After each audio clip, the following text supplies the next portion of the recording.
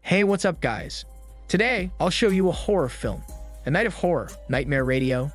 Spoilers ahead, watch out and take care. The film begins with a man's voiceover telling a story of a gorgeous woman who has a dark soul that neither light nor love penetrates. One day, a mysterious invisible entity kidnaps her, rips off her back skin, and inserts something inside her smelly body. After that, the woman returns to her lover, engaging in a hormone exchange. But for some reason, the lover cannot feel nor see the massive stitch on the woman's back. Not long after, the woman gives birth to her mysteriously invisible child. One night, the woman returns to her lover without her child, and he embraces her. Unlike before, the lover feels the stitches on her back, and he accidentally rips off her skin. After that incident, the woman becomes completely invisible, and the lover, along with the villager, captures her in the forest. They throw a sheet over her, put a rope around her neck, and hang her to death on a tree branch. The story is narrated by a DJ at a local radio station called Nightmare Radio. The station is dedicated to listening and sharing the supernatural experiences of DJ and his listeners. While waiting for his listeners to call, DJ shares another story that sets back centuries ago, when people put coins over the dead's eyes because they believed they needed to pay the gate's guard for the dead to get to the afterlife. The story begins with a mother crying as she grieves her daughter's death.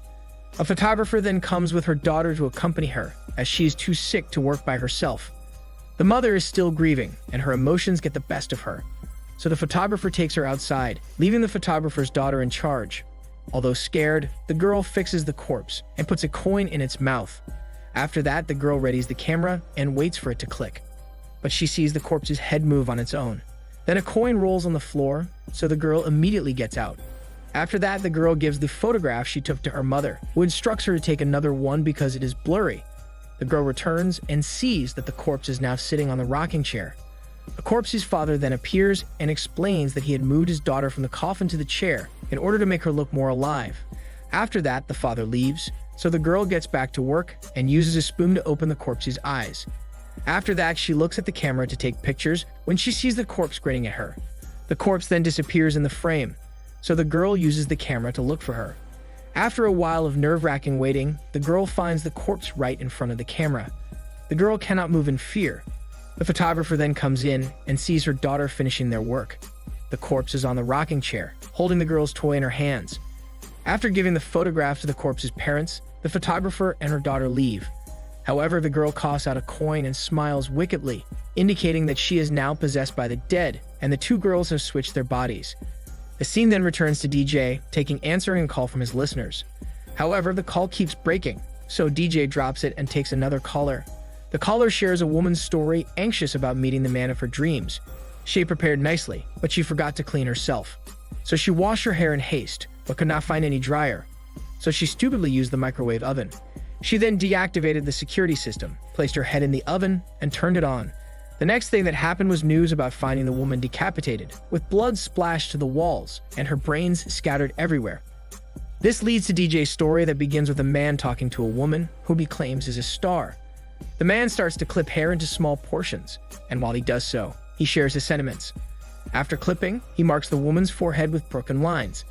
The woman is blessed with magnificent hair that looks healthy and young despite her age. Because of that, she has lived an abundant life, as her hair helped her career thrive successfully.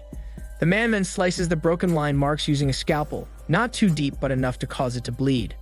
The woman cannot move as she is taped to the styling chair. The man whispers to the woman that he only gives others a chance to shine. With that, he drops the styling chair, causing the woman's scalp to detach, revealing her brain. The woman screams because of the excruciating pain, but it is muffled by the tape. Also, the street performer outside outvoices her. It turns out that the man is the owner of Silvio's salon, which is known for its 100% natural hair extensions. The scene then returns to DJ, taking a call from a listener, who turns out to be a hater of the program. He comments that DJ stories do not exist, and that DJ is filling people's heads with nonsense. Realizing that the caller is not afraid of ghosts, DJ tells his next story about Willie Bingham. It begins with a prisoner desperately pleading with his surgical supervisor to execute him, instead of giving him harsh and unusual punishment. The prisoner admits to killing a schoolgirl, but denies that he mutilated her. However, the court is given the sentence, so the victim's family watches as doctors cut off the prisoner's left arm the next day. The father determines how far the surgeries will go, while the surgical supervisor supervises that the prisoner does not suffer more than he deserves. After the surgery, the prisoner is presented to a class of young students as an example and reminder not to commit any crime. The surgeries continue, the doctors cut off the prisoner's limbs, and he is presented to more troubled students who disregard his warnings and state the prisoner is recovering well physically, but his mental and emotional state is not. So when the victim's family still want more procedures, the prisoner gives up and no longer cries and pleads. They remove his eyesight, nose, and the tip of his tongue. His state turns for the worse and cruel that even the victim's family can no longer watch. However, the victim's family still insists on punishing the prisoner, and eventually, he is mutilated to his death. The doctors and the surgical supervisor cannot do anything but do their work as the victim's family commits the same crime, but even worse. The scene then returns DJ, dropping the call as the caller still does not believe him. He answers another call, and the caller shares about her daughter, who started attending classic dance lessons. Her daughter progressed well at first, but once her teacher died of illness, she lost her passion and desire for dancing. She also started seeing and experiencing weird things in the old theater, where they held lessons. This leads to DJ's next story, called The Spanish Dancer. It begins with the Spanish dancer dancing when she suddenly feels pain in her abdomen. The dancer dismisses it, finishes her class, and goes home. As soon as she finishes cleaning herself, the dancer feels the same pain, but it is now worse than before and that she takes painkillers just to sleep. Hours pass, the dancer wakes up and goes to the kitchen to drink, but then she senses the strange being behind her. So she takes a knife and immediately runs away. She tries to escape, but the door is locked. So despite the pain in her abdomen, the dancer crawls her way to the bedroom. She quickly locks the door, calls her boyfriend, and frantically informs him about what is happening. Her boyfriend calms the dancer and instructs her to open the door and let him in. The dancer opens the door, but an alien look-like creature appears and attacks her. So she takes the knife and plunges it into its stomach. It turns out that there was no alien, and she's just hallucinating. The dancer sleeps beside her boyfriend's corpse, only to wake up with a gasp as she realizes everything. The scene then returns to DJ going out of his station booth, which is a part of his home. DJ hears something, so he checks it out and sees the television going static. DJ shuts it off and walks away when it mysteriously opens on its own. DJ returns and watches as the static goes away, leading to the next story. It begins with a little girl watching a cartoon on the television in her room when she hears something.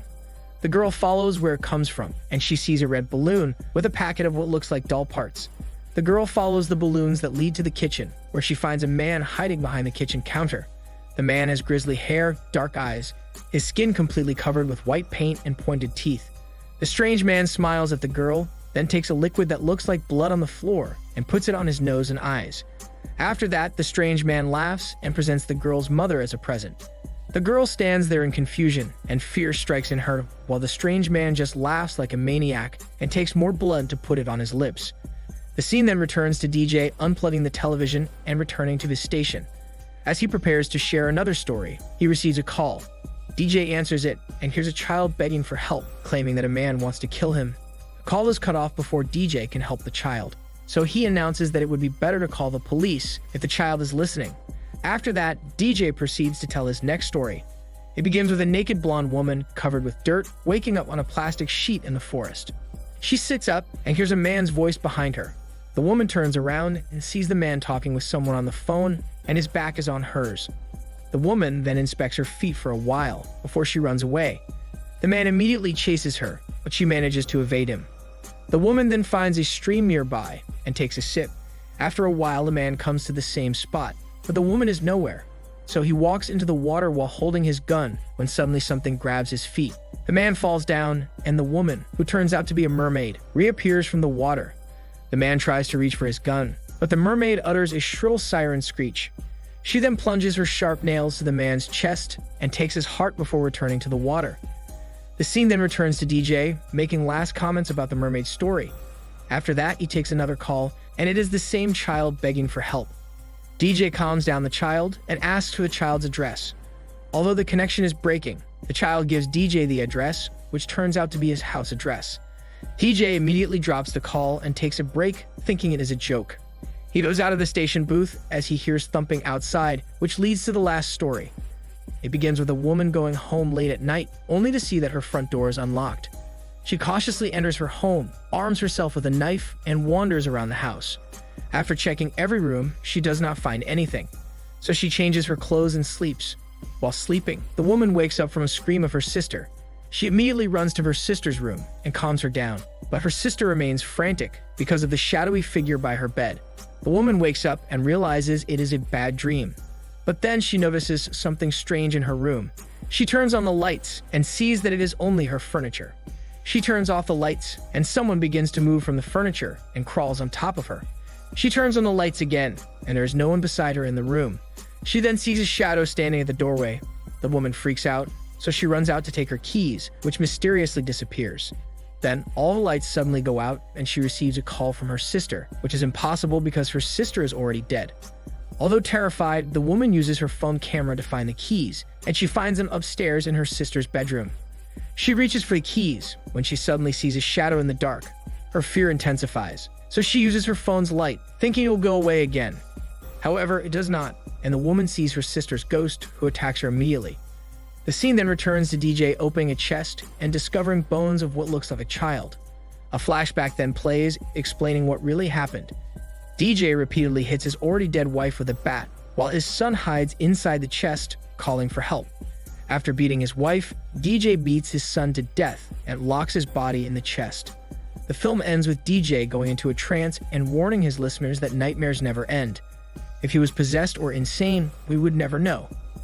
This is Daniel CC Movie Channel. Stay safe and enjoy your day.